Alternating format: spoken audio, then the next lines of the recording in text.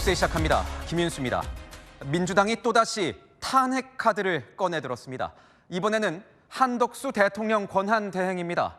민주당은 모레 24일까지 내란 특검법과 김건희 여사 특검법을 정부가 공포하지 않으면 그 즉시 책임을 묻겠다고 엄포를 놨습니다. 다음 달 1일까지 처리 여부를 결정할 시간이 남아있지만 민주당이 데드라인을 앞당기면서 한덕수 권한 대행을 압박하고 나선 겁니다. 오늘의 첫 소식 이준성 기자의 보도입니다. 민주당이 한덕수 대통령 권한대행에 대한 탄핵 추진을 예고했습니다. 오는 24일까지를 시한으로 두고 세 가지 요구사항을 듣지 않는다면 탄핵안을 통과시켜 직무를 정지한다는 겁니다. 국회가 통과시킨 상설특검 후보 추천과 일반 내란특검, 김건희 여사 특검법 등 쌍특검법 수용이 그 조건입니다. 총리가 내란 대행을 하고 있는 것 아니냐는 의심이 나라가 망하든 말든 국민이 죽든 말든 내란 수계의 화려한 복귀를 꿈꾸는 것이 아니라면 즉시 공포해야 합니다. 한 권한대행이 탄핵돼 직무가 정지되더라도 국무위원 중 후순위가 권한대행을 맡으면 된다고 했습니다. 국정안정이라는 중요한 가치와 내란 진압이라는 가치가 충돌할 경우에는 내란 진압이 우선할 수도 있다. 헌법에 다 답이 있습니다. 다음 후순위가 직무대행하도록. 쌍특검법의 경우 제2요구 여부를 한 권한대행이 연말까지 결정할 수 있는 시한이 있지만 기다릴 수 없다는 점을 분명히 했습니다. 원내 핵심 관계자는 31일까지 기다리면 여당이 한덕수라는 장수를 중심으로 더 전선을 구축할 것 아니냐고 말했습니다. 또 다른 관계자도 한 대행이 국정안정에 의지가 없다는 것을 확인했기 때문에 결정한 조치라고 말했습니다. 민주당은 또 이번 주 국회가 인사청문 절차를 마무리할 헌법재판관 3명의 임명도 한 대행이 차질 없이 진행해야 한다고 압박했습니다. 채널A 뉴스 이준성입니다. 국민의힘은 한덕수 권한 대행에 대한 민주당의 탄핵 예고에 국정 초토화도 불사하겠다는 것이라며 겁박을 중단하라고 했습니다. 그러면서 대통령 권한 대행은 대통령과 동일한 지위라서 탄핵 요건도 대통령과 같아야 한다고 주장했습니다. 이어서 최재원 기자의 보도입니다. 권성동 원내대표는 한덕수 권한대행에 대한 민주당의 탄핵 예고에 국정 초토화를 불사한 협박이라고 비판했습니다. 사실상 국정 초토화도 불사하겠다는 뜻입니다. 민주당이 외친 국정 안정은 국민을 기만한 것이고 실상 이재명 대통령 만들기에 대한 탐욕뿐이었음을 자백하는 것입니다. 일반 내란 특검법 등 야당이 특검 추천권을 독점한 법안에 대해 거부권을 행사하지 않는 것이 오히려 헌법 위반이라고 강조했습니다. 특검 후보 추천권을 야당이 독점하는 것은 명백한 헌법 위반입니다. 거부권을 쓰지 않는 것이 오히려 헌법 위반입니다. 그러면서 대통령 권한 대행에 대한 탄핵안 처리 요건은 대통령에 대한 기준과 같다고 주장했습니다. 대통령 권한 대행 역시 국무총리가 아닌 대통령과 같은 기준으로 제적의원의 3분의 2의 동의가 필요하다는 겁니다. 헌법상 대통령과 국무총리는 탄핵의 요건이 정확히 명시돼 있지만 권한 대행에 대한 기준은 따로 없습니다. 야당 단독으로 탄핵 추진은 안 된다며 법적 해석 부분에 선제적으로 전선을 형성하는 것으로 풀이됩니다. 국민의힘은 또 야당이 압박하고 있는 헌법재판관 3임 임명에 대해서도 법적 대응을 검토하고 있습니다. 이번 주 인사청문회를 거쳐 헌재재판관 3인에 대한 임명안이 국회를 통과하면 곧바로 헌재에 권한쟁의 심판을 청구하겠다고 밝혔습니다. 채널A 뉴스 최재원입니다. 한덕수 대통령 권한 대행은 입장에 변화가 없다는 게 입장입니다. 그러니까 헌법과 법률에 따라 충분히 검토하겠다는 기존 입장을 유지하겠다는 겁니다. 탄핵 추진을 시사한 민주당에 대해서도 별도의 반응을 내놓지 않았습니다. 이다혜 기자입니다. 한덕수 대통령 권한 대행이 결론 내야 하는 세 가지는 국회의 상설특검 추천을 의뢰할지 여부, 내란 특검법과 김건희 여사 특검법에 대해 거부권을 행사할지 여부입니다. 총리실은 헌법과 법률에 따라 국가의 미래를 위해 결정하겠다는 기존 입장이 변함없다고 밝혔습니다. 먼저 내란 특검법과 김건희 여사 특검법의 경우 제의 요구권 행사 기한이 오는 1월 1일인 만큼 충분히 검토할 법적 근거가 있다는 겁니다. 민주당이 권한 없는 행위를 했다. 이렇게도 얘기할 수 있거든요. 일방적으로 주장했을 뿐이지 법적으로 그때까지 안 하면 안 된다. 이런 건 없지 않습니까? 다만 총리실 관계자는 오는 31일까지 검토하냐는 질문엔 기한이 있으니 그 안에 충분히 검토한다는 뜻이라고 여지를 뒀습니다. 지난 10일 국회 본회의를 통과한 내란 상설특검의 경우 특검법상 지체 없이 특검을 추천 의뢰하도록 규정하지만 명시적으로 정해진 기한은 없어 추천을 미룬다 해도 한 권한대행의 법적 책임은 없습니다. 한 권한대행이 탄핵될 경우 헌법과 정부조직법에 따라 권한대행직은 다음 순위인 최상목 부총리 겸 기획재정부 장관에게 넘어갑니다. 채널A 뉴스 이다혜입니다. 이번 주는 윤석열 대통령의 수사와 탄핵 심판에 중대한 분수령이 될 것 같습니다. 공수처가 2차 출석을 요구했고 헌법재판소의 첫 변론 준비 기일까지 예정돼 있습니다. 헌법재판소, 공수처, 대통령 관저 연결해서 자세한 이야기 들어보도록 하겠습니다. 먼저 헌법재판소 앞에는 김지윤 기자가 나가 있습니다. 자, 김 기자, 헌재는 어떤 경우에도 이 1차 준비 기일을 예정대로 열겠다는 겁니까? 네, 맞습니다. 헌법재판소는 윤석열 대통령에게 서류가 전달됐는지 여부와 상관없이 오는 27일 1차 변론 준비기일을 예정대로 열겠다는 입장인 걸로 전해지고 있습니다. 또 윤석열 대통령 측이 수령을 거부하고 있는 탄핵심판 서류를 송달된 걸로 간주할지에 대해서도 내일 입장을 밝히겠다고 했습니다. 이 부분에 대해 헌법재판관들은 이미 결론을 내린 걸로 전해집니다. 기존의 우편 등으로 보낸 서류가 전달된 걸로 볼지 추가로 대통령실이나 관저 앞에 관련 서류를 보내고 이를 송달로 간주할지도 내일 밝힐 예정입니다. 앞서 헌재는 오늘 24일, 그러니까 모레까지 비상계엄 직전 국무회의 회의록과 앞으로의 입증 계획을 제출하라고 윤 대통령 측에 요구했습니다. 윤 대통령의 자료 제출 여부와 상관없이 재판관들은 오는 27일로 정해둔 1차 변론 준비기일을 열 걸로 전망되는데요. 다만 오는 27일 준비기일에 윤 대통령 측 변호인단이 출석하지 않는 상황은 변수가 될 수 있습니다.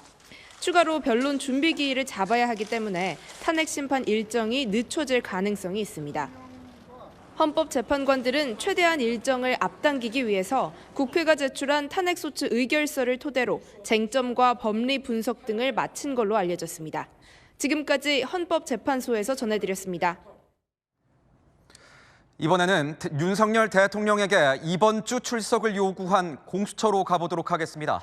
자, 공태현 기자, 공수처가 대통령 조사 대비에 한창이라면서요. 네, 공수처는 주말인 오늘도 수사팀이 대부분 출근했습니다. 사흘 앞으로 다가온 윤석열 대통령 조사에 대비해 출석 당일 질의 내용과 대통령 동선 등을 점검하고 있습니다. 공수처는 윤 대통령 2차 출석 요구일을 성탄절로 잡아 통보했는데요. 경호 등을 고려해 공수처 청사에 출입 인원이 가장 적은 휴일을 조사일로 정한 걸로 전해졌습니다. 사상 초유의 현직 대통령 조사에 대비해 경호와 경비 대책도 강화했는데요. 윤 대통령이 출석하면 입장하게 될 청사 현관 앞은 주차금지 구역으로 정했습니다. 건물 앞뒤 출입구로 향하는 길목도 경호 차량과 경찰 차량 주차 구역으로 지정했습니다. 윤 대통령은 공수처 청사 2층과 3층 조사실 중 한 곳에서 조사를 받게 됩니다. 공수처는 윤 대통령이 계속 출석 요구에 불응하면 체포영장을 발부받아 신병을 확보하는 방안도 검토하고 있습니다. 공수처는 오늘 구속된 문상호 정보사령관도 불러 조사했습니다. 계엄 전 노상원 전 정보사령관과의 햄버거집 회동에서 계엄과 관련해 어떤 논의를 주고받았는지를 집중 추궁한 걸로 전해졌습니다. 지금까지 공수처에서 전해드렸습니다. 그렇다면 윤석열 대통령은 수사와 탄핵 심판에 어떻게 대응할지 또 최종 입장은 정리가 된 건지 궁금해집니다. 대통령 관저 앞에 구자준 기자가 나가 있습니다. 자, 구자준 기자, 사흘 뒤에 윤 대통령이 공수처로 출석을 하는 겁니까? 네, 오는 25일 그러니까 성탄절이죠. 윤석열 대통령이 공수처의 2차 출석 요구에 응해 피의자 신분으로 나갈 가능성은 낮은 걸로 파악됩니다. 복수의 대통령 측 관계자들의 반응을 종합해서 보면 아직 출석 시한이 사흘 정도 남았지만 이미 공수처 출석 요구에 응하지 않는 쪽으로 정리도 끝난 걸로 보입니다. 대통령 측에서는 일단 공수처가 대통령의 내란 혐의에 대해 수사를 할 수 있는지 그 권한을 문제 삼고 있습니다. 현행법상 공수처는 내란 혐의에 대한 직접적인 수사 권한을 갖고 있지 않다는 점을 강조한 겁니다. 대통령의 직권남용 혐의와 연관된 범죄 혐의는 수사가 가능하다는 주장에 대해서도 직권남용 혐의는 헌법상 현직 대통령을 소추할 수 있는 범죄 혐의가 아니라고 일축했습니다. 정리해보면 공수처의 자발적 소환 요구에 대통령이 응할 가능성은 없는 걸로 귀결됩니다. 공수처는 대통령이 출석 요구에 불응 시 영장 청구와 집행 가능성도 이미 언급한 상황입니다. 대통령이 이번 출석 요구에 불응하면 법원에 영장을 발부받아 집행하는 상황이 벌어질 수 있는 건데 윤 대통령 측은 체포영장 집행 시도에도 응할 수 없다는 입장까지 정리가 된 것 같습니다. 관저에 머물고 있는 대통령을 대상으로 영장 집행이 쉽지 않다는 점을 활용해서 최대한 시간을 끄는 전략인 것으로 풀이됩니다. 지금까지 서울 한남동 대통령 관저 앞에서 전해드렸습니다. 경찰이 지난 3일 비상계엄 선포 전 심야 국무회의 참석자들에 대한 조사를 마쳤습니다. 경찰은 당시 국무회의가 절차적, 실체적으로 하자가 있었다는 내부 결론을 내린 것으로 파악됐습니다. 배두헌 기자의 단독 보도입니다. 경찰청 국가수사본부 특별수사단이 지난 3일 비상계엄 선포 직전 열린 국무회의에 절차적, 실체적 하자가 있다는 내부 결론을 내린 걸로 확인됐습니다. 비상계엄을 심의한 국무회의의 정당성에 대한 수사기관의 판단이 나온 건 경찰이 처음입니다. 이날 국무회의 참석자 12명 중 윤석열 대통령과 검찰에서 조사를 받는 김용현 전 국방장관을 제외한 국무위원 10명을 경찰이 조사한 결론입니다. 경찰 특별수사단 관계자는 국무회의의 하자가 확인된 걸로 판단하고 있다고 말했습니다. 회의록을 작성할 행정안전부 의정관도 없었고 회의록도 존재하지 않는 데다 심의가 이뤄졌다는 문서도 존재하지 않아 정상적인 국무회의로 볼 수 없다는 겁니다. 회의에 참석했던 국무위원 다수도 문제점을 언급했습니다. 국무위원들의 회의라고 해야 될지 정식 국무회의라고 해야 될지는 좀 명확하지 않습니다. 아마 나중에 거의 임박해서 오신 몇 분의 장관님들은 의견을 개진할 기회도 없었고 헌법재판소가 경찰에도 수사기록 제출을 요청한 상황에서 경찰의 이번 판단은 윤 대통령 탄핵 심판에도 영향을 미칠 가능성이 높습니다. 채널A 뉴스 배두헌입니다. 어제 윤석열 대통령의 퇴진을 촉구하면서 이 트랙터를 몰고 올라온 농민들이 밤샘 농성 끝에 서울에 진입했습니다. 트랙터 10대가 현재 대통령 관저로 향하고 있습니다. 현장에 나가 있는 취재기자 연결하겠습니다. 자, 김세인 기자, 시위대는 지금 어디쯤 있습니까? 네, 저는 지금 트랙터 상경 시위대가 도착한 서울 한강진역 인근에 나와 있습니다. 오늘 오후까지도 남태령역 고개에서 경찰에 막혀있던 트랙터 시위대는 결국 서울 상경에 성공했습니다. 어젯밤을 꼬박 세운 뒤에도 만 28시간 동안 대치 상태가 계속되자 경찰이 시위대와 일부 트랙터의 서울 진입을 허용한 겁니다. 서울과 과천을 연결하는 주요 도로인 남태령 고개가 하루 넘게 전면 통제된 상황을 고려한 조치로 전해졌는데요. 트랙터 시위대는 사당역 교차로와 동작대교를 지나 한강을 건넜고 용산 대통령 관저에서 멀지 않은 이곳 한강진역까지 진출했습니다. 경찰 추산 5천여 명이 참여한 시위대는 윤석열 체포 문구가 적힌 손팻말과 응원봉을 들고 경찰의 봉쇄 해제를 요구했습니다.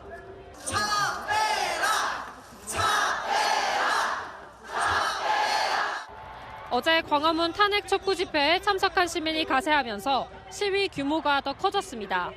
버틸만보다 날 셀 때까지 같이 싸우겠다 해주시니 저는 이 싸움 이길 수밖에 없다고 생각하고 어제 트랙터의 서울 진입을 경찰이 막는 과정에서 시위대 2명이 연행되기도 했습니다. 지금까지 서울 한강진역에서 전해드렸습니다. 국민의힘이 이번 주 화요일에 앞으로 당을 이끌어갈 새 비상대책위원장을 발표할 것으로 보입니다. 당내에선 투톱 체제로 정리가 되어가는 분위기입니다. 누가 거론이 되고 있는지 손인혜 기자가 취재했습니다. 국민의힘 차기 비대위원장이 이르면 이틀 뒤인 오는 24일 결정될 예정입니다. 한동훈 전 대표의 대표직 사퇴 이후 8일 만에 여당의 지도체제 정비입니다.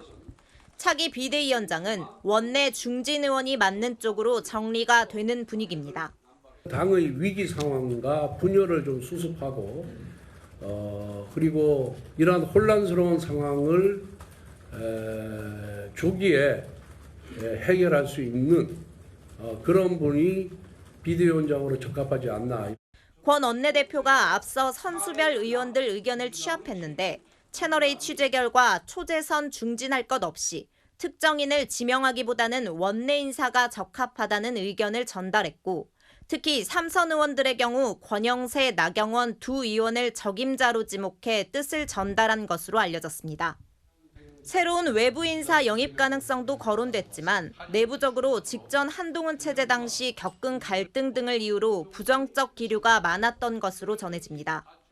당 관계자는 지금은 개혁도 배부른 소리고 수습해야 할 때라며 윤석열 대통령이나 한동훈 전 대표를 급하다고 외부 수혈했다가 부작용이 얼마나 컸나고 했습니다. 권 원내대표가 비대위원장을 겸임하는 이른바 원톱 체제도 거론됐지만 권한을 분산하는 게 맞다는 권 원내대표 뜻에 따라 투톱 체제로 정리가 됐습니다. 새 비대위원장은 이틀 뒤 국민의힘 의원총회에서 발표될 예정입니다. 채널A 뉴스 손인혜입니다. 정치권에선 선관위의 이 현수막 잣대가 논란의 중심에 섰습니다. 선관위가 이재명은 안 된다는 내용의 현수막 게시를 불허하자 국민의힘은 선관위가 이재명 대표를 위해 사전 선거운동을 하는 거냐며 반발했습니다. 논란이 커지는 모습입니다. 이세진 기자의 보도입니다. 국민의힘 의원 실명 앞에 내란 공범이란 표현이 붙은 현수막은 길가에 걸렸지만 그래도 이재명은 안 된다라는 문구가 적힌 현수막은 선관위 불허로 실제 게시되지 않았습니다. 국민의힘은 선관위가 이재명 대표는 안 된다고 표현한 문구의 현수막만 게시 불가 결정을 내린 것을 맹비난했습니다. 선관위가 불가 방침의 이유로 제시한 낙선 목적의 사전 선거운동이란 표현을 문제 삼은 겁니다. 무슨 권한으로 탄핵 심판이 인용되어 조기 대선이 벌어질 것을 전제로 해서 그런 결정을 했는지 중앙선관위가 이재명 대표를 위해서 사전 선거운동을 하는 것이 아닌가. 선관위의 문구 판단 논란은 하루 이틀이 아니라며 정치적 중립 의무를 똑바로 지키라고 경고했습니다. 민생 파탄, 투표로 막아주세요 라는 피켓은 문재인 정권을 연상시킬 수 있다고 불허하고 내로남불, 위선 문구는 민주당을 연상시킨다고 금지했습니다. 의원들도 선관위를 향해 날선 반응을 쏟아냈습니다.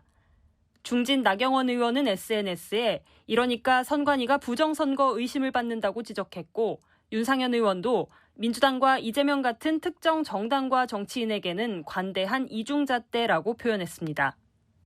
선관위 관계자는 선관위가 조기 대선 가능성을 판단한 것은 아니다라며 다만 탄핵안이 국회에서 가결되고 국민 입장에서는 그렇게 볼 수도 있다는 것이라고 말했습니다.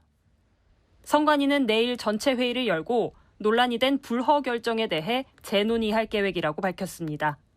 채널A 뉴스 이세진입니다. 내일 출근길은 정말 춥습니다.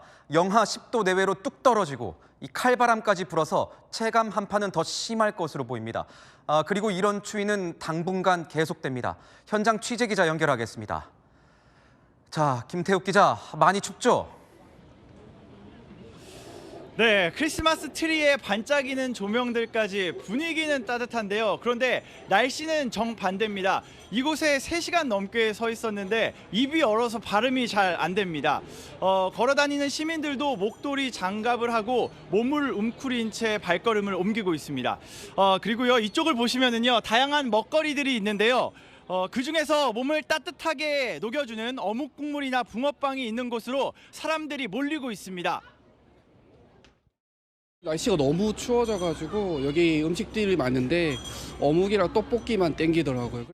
너무 추워요 지금. 제가 원래 추위를 잘 안 타는데 오늘은 진짜 춥네요. 그래도 엄청 연말 분위기 나고. 오늘은 중부 내륙을 중심으로 영하 10도까지 떨어졌습니다. 강한 바람 때문에 서울의 경우 체감온도가 영하 12도를 밑돌았는데요. 오후부터는 찬 공기가 동쪽으로 이동해 바람이 약해졌지만 북쪽에서 꾸준히 유입되는 찬 공기 때문에 추위가 이어졌습니다. 내일 출근길도 추위 대비하셔야 합니다. 서울 영하 6도, 양주, 파주 영하 12도, 충주 영하 9도 등 전국 대부분 지역이 영하권에 머물겠습니다. 내일 아침에도 오늘과 비슷하거나 일부 중부 내륙에서는 1, 2도 낮아 이번 추위의 절정이 되겠고 한파특보는 오전까지 지속되겠습니다. 특히 내일은 일교차가 커 건강관리에 유의해야 합니다. 기상청은 당분간 평년 수준의 추위가 계속 이어질 것으로 내다봤습니다. 지금까지 명동에서 전해드렸습니다.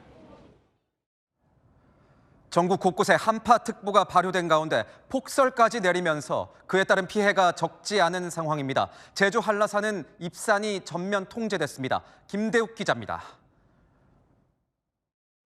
시설하우스 한가운데가 엿가락처럼 휘었습니다. 지난달 폭설 피해를 입은 지 3주가 넘게 지났지만 망가진 모습 그대로입니다. 지난달 내린 폭설에 시설하우스 천장이 무너져 내렸지만 피해 농가들은 손을 쓰지 못하고 있는 상황입니다. 복구가 불가능해 모두 철거를 해야 합니다. 충북 음성군 화훼농가 70여 곳이 극심한 폭설 피해를 겪으면서 정부 특별 재난 지역으로까지 지정됐습니다. 그런데 복구가 되기도 전에 또다시 눈과 한파가 겹친 겁니다. 신축을 하려고 있는데 그것도 지금 늦어지고 있고 또 돈이 워낙 많이 들어가다 보니까는 그런 게 좀 마음이 아프죠. 생산을 못하면은 팔질 못하잖아요. 내년 농사 준비도 손을 놓고 있는 상황입니다. 배낭간에 이 폭설이 내려가지고 내년도 농사 시작하는데 참 어려움이 많습니다. 복구를 하려도 날씨도 추운 관계로 해서 복구하기도 지금 힘든 상태고. 울릉도에도 30cm가 넘는 눈이 내렸습니다. 제설차가 수시로 다니고 있지만 도로는 하얗게 빙판길로 변했습니다. 제주 한라산에도 설경이 펼쳐졌습니다. 한라산에만 50cm가 넘는 눈이 쌓이면서 어제에 이어 오늘도 입산이 전면 통제됐습니다. 당분간 한파까지 이어지는 만큼 전문가들은 입산이 재개돼도 안전장비를 착용해 산악사고에 대비해야 한다고 조언했습니다. 채널A 뉴스 김대욱입니다. 정용진 신세계그룹 회장이 국내 정재계 인사 중 처음으로 트럼프 미국 대통령 당선인을 만났습니다. 탄핵 정국에 따른 외교 공백 우려가 적지 않은 가운데 정 회장이 한미 간 가교 역할을 할지 관심이 커지고 있습니다. 권갑구 기자의 보도입니다. 정용진 신세계그룹 회장이 국내 정재계 인사 중 처음으로 도널드 트럼프 미국 대통령 당선인을 만나고 오늘 귀국했습니다. 구체적인 내용은 말씀드릴 수가 없을 것 같습니다. 대한민국은 저력 있는 나라니까 믿고 기다려달라. 정 회장은 귀국 전 언론 인터뷰에서 트럼프 당선인과 식사를 함께 했고 별도로 여러 주제에 관해 심도 있는 대화를 했다고 밝혔습니다. 사업 얘기 이외에 관세, 보조금 등 한국 이슈도 논의했을지 주목을 받았지만 정 회장은 한국과 관련해선 특별히 언급한 부분은 없었다고 전했습니다. 정 회장은 트럼프의 장남인 트럼프 주니어 초청을 받아 지난 16일부터 6일간 트럼프 자택이 있는 미 플로리다주 마러라고 리조트에 머물렀습니다. 정 회장은 트럼프 주니어와 수년째 교분을 쌓아왔는데 마러라고에 머무는 동안 트럼프 주니어 소개로 많은 인사들을 만난 것으로 알려졌습니다. 머스크 혹시 만나셨나요? 네, 머스크 만났습니다. 그냥 짧은 인사 정도만 나눴습니다. 트럼프발 정책 리스크가 고조되고 있지만 정부는 탄핵 정국의 발목이 잡혀 트럼프와의 관계 쌓기에 적극 나서지 못하는 상황입니다. And you know what? They'd be happy to do it. It's a money machine, South Korea. Tariffs will make our country rich. But won't they raise prices? Properly used. 일각에선 공식적 경제 외교가 사실상 올스톱된 상황에서 정 회장이 정부의 외교력을 보완하는 민간 외교 역할을 할 수 있다는 관측도 나옵니다. 채널A 뉴스 권갑구입니다. 트럼프 미국 대통령 당선인이 발표하고 있는 이 외교 대사들의 면면이 갈수록 놀랍습니다. 사돈의 아들의 여자친구까지 대사로 기용을 하더니 이젠 자신을 TV쇼 진행자로 발탁했던 이 PD를 영국의 특사로 지명했습니다. 상대국에 대한 모욕이라는 혹평도 쏟아지는데 트럼프 당선인의 의중은 뭔지 서주희 기자가 취재했습니다. You're fired. 2004년부터 13년간 방영된 취업 서바이벌 프로그램 어프렌티스. 도널드 트럼프 미국 대통령 당선인은 10년 넘게 진행자로 출연하며 화제를 모았고 여기서 얻은 인지도를 바탕으로 2016년 대선에서 승리하게 됩니다. 그런 트럼프가 2기 행정부 출범을 앞두고 이 프로그램의 제작 프로듀서였던 마크 버넷을 영국 담당 특사로 지명했습니다. 트럼프는 버넷은 TV 제작과 사업 분야에서 뛰어난 경력을 가졌다고 소개했습니다. 버넷 역시 오래전부터 트럼프와의 친분을 과시해왔습니다.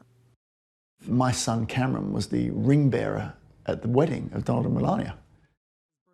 영국 출신의 버넷은 방송 시상식에서 여러 번 상을 받을 정도로 PD로서는 인정을 받았지만 외교 관련 경력은 없는 것으로 알려졌습니다. 특히 약 3주 전 트럼프는 자신에게 우리 돈 약 94억 원을 기부한 억만장자 은행가 워런 스티븐스를 영국 대사로 지명한 바 있는데 한 국가의 특사와 대사를 동시에 임명하는 건 이례적입니다. 워싱턴 포스트는 특사는 갈등이 일어나는 국가나 수교를 맺지 않은 국가에 임명하는 것이라며 트럼프의 지명을 비판했습니다.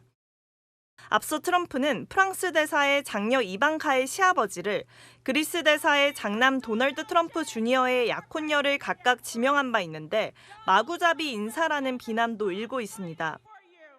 영국 일간 가디언은 상대국에 대한 고의적인 모욕이라며 외교적인 광대 집단이라고 꼬집었습니다.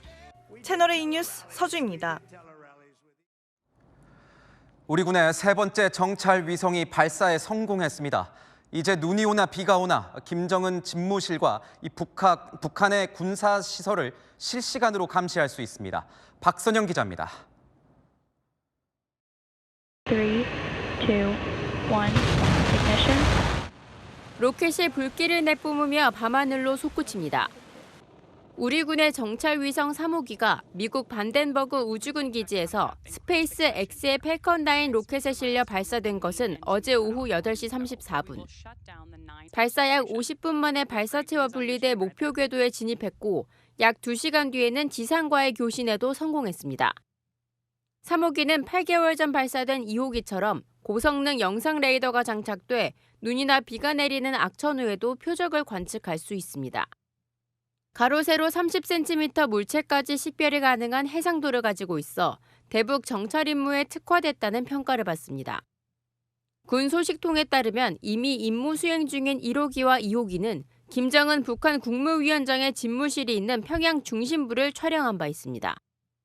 현재 미국 위성도 김 위원장의 집무실과 거주지로 알려진 관저까지 공개하고 있는데 우리 군도 독자적으로 대북 감시를 더욱 촘촘히 할 수 있게 된 겁니다. 국방부는 내년 2개의 위성을 더 발사해 중대형 정찰 위성 5개를 확보하는 4.25 사업을 마무리 지을 예정입니다. 군 정찰 위성 4, 5호기 및 초소형 위성 체계가 발사되면 북한에 대해 1일 수십 회 감시가 가능하여 5개 위성이 모두 실전 배치되면 우리 군은 북한 내 특정 표적을 2시간마다 감시할 수 있게 됩니다. 여기에 초소형 군집 위성까지 함께 운용되면 주기가 30분으로 줄어들 것으로 보입니다. 채널A 뉴스 박선영입니다. 중국에서 대형 타워 크레인이 열차 선로로 넘어지는 사고가 발생했습니다. 지나가던 열차가 이 크레인과 충돌하는 2차 사고까지 났습니다. 베이징에서 이윤상 특파원이 전합니다. 지하철 지상 구간을 달리던 열차가 선로 쪽으로 쓰러지는 크레인을 그대로 들이받고 급정거를 합니다.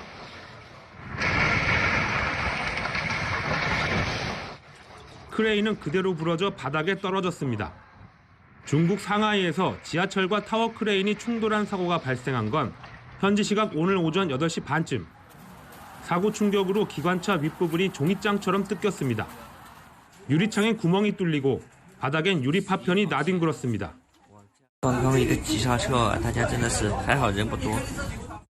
인명피해는 없었지만 승객들은 선로를 따라 걸으며 대피하는 불편을 겪었습니다. 고속열차에 한 승객이 매달려 끌려갑니다. 영무원이 황급히 뒤쫓으며 무전기로 기관사에게 연락해 급제동을 합니다. 현지 시각 어제 저녁 6시 반, 중국 남부 광저우 남역에서는 승객의 손이 열차 출입문에 낀 채 출발하는 사고가 발생했습니다. 열차 출발 직전 승객이 탑승하려다 문에 손이 낀 것으로 추정됩니다. 사고 승객은 생명에는 지장이 없는 가운데 곧바로 병원으로 옮겨져 치료를 받았습니다. 베이징에서 채널A 뉴스 이윤상입니다.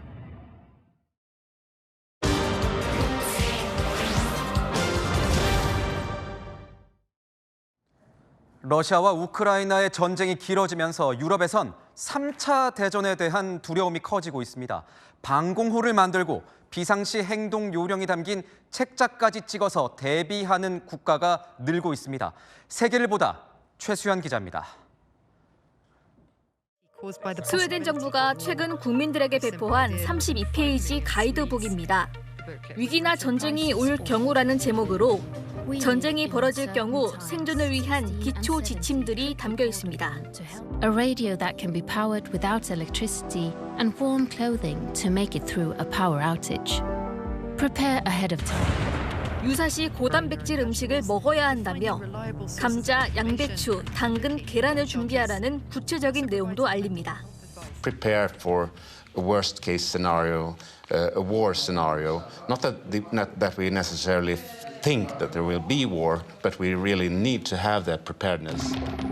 러시아와 우크라이나 간 전쟁이 3년 가까이 이어지는 가운데 만일의 사태에 대비해 인접 국가들이 선제 교육에 나선 겁니다.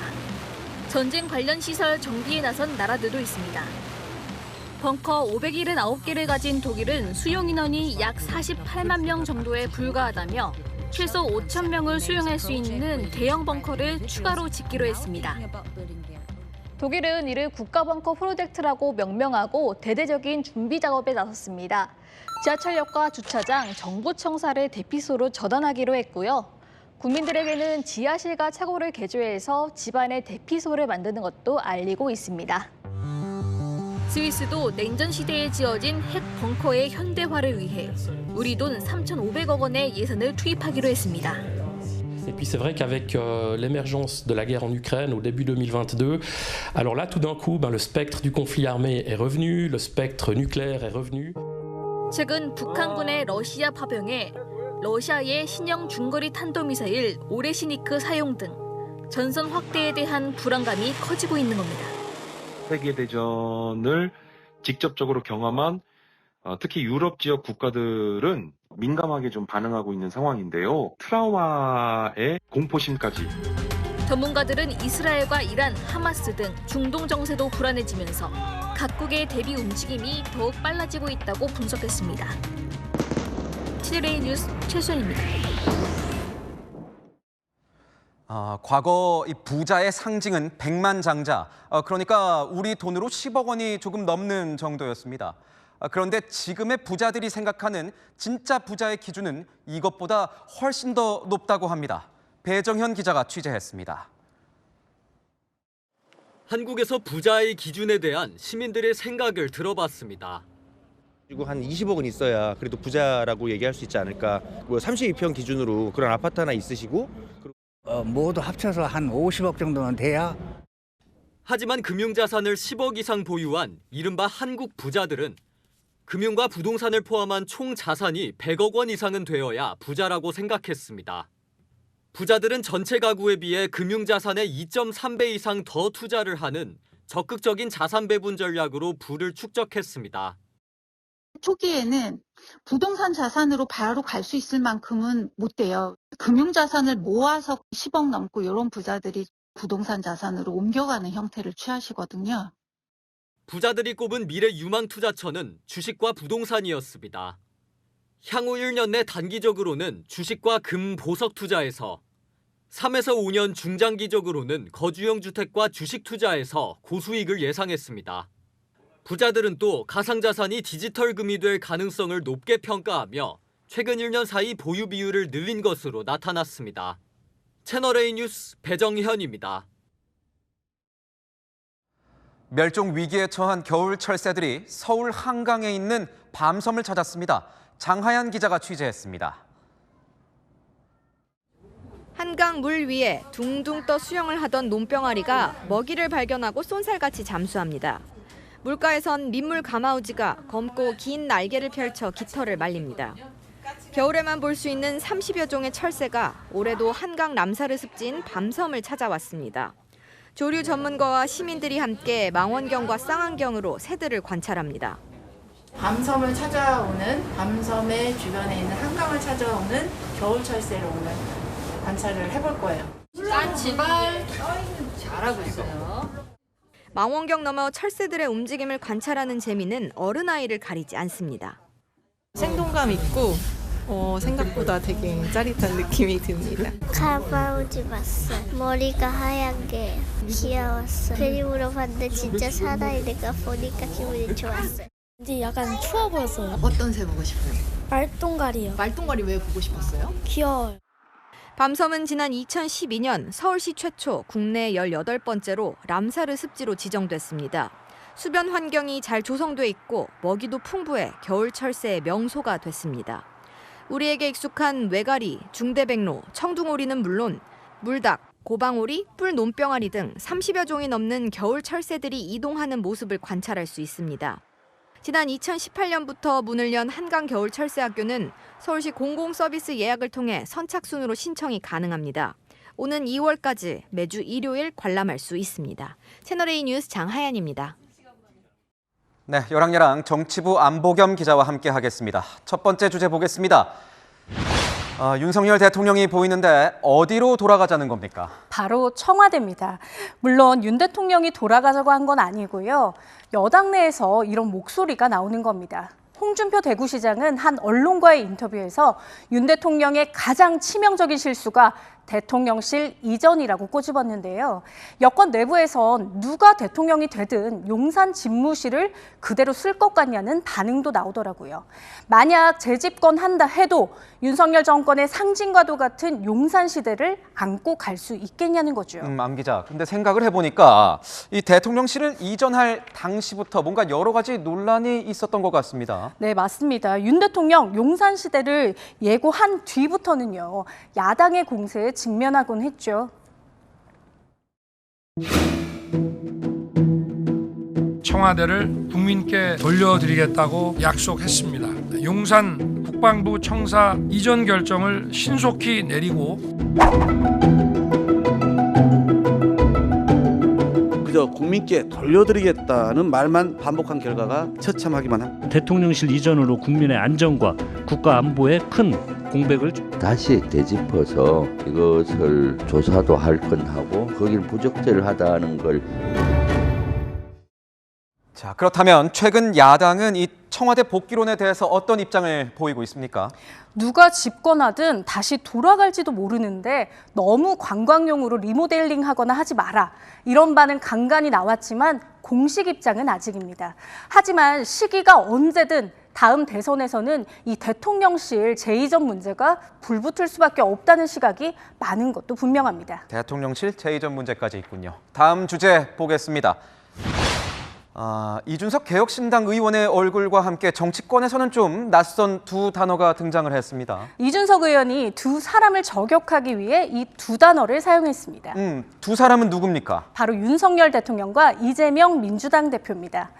이 의원 쓰레기차 가고 분유차 오는 상황이 올까 걱정이라고 말했는데요. 그 이유도 자세히 설명했는데 종합해보면 두 사람의 수사 및 재판 지연 전략을 꼬집었습니다.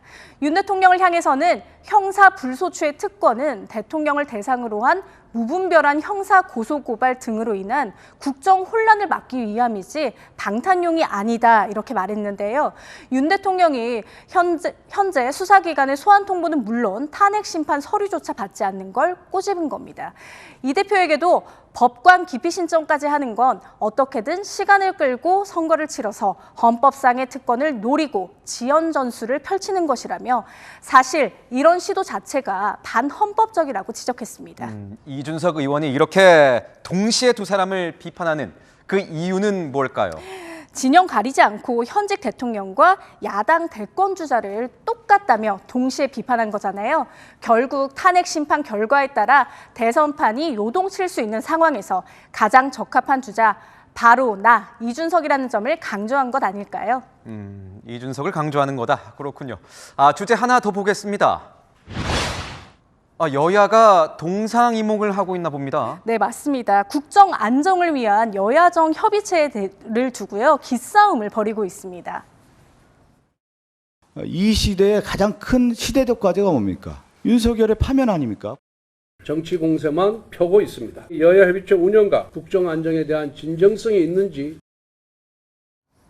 여야가 신경전만 벌이고 아직 협의체 구성조차 안 된 거죠? 네, 맞습니다. 서로가 생각하는 국정 안정에 대한 생각도 다르고요. 당대표가 들어가야 할지 원내대표가 들어가야 할지를 두고도 이견을 보이고 있죠.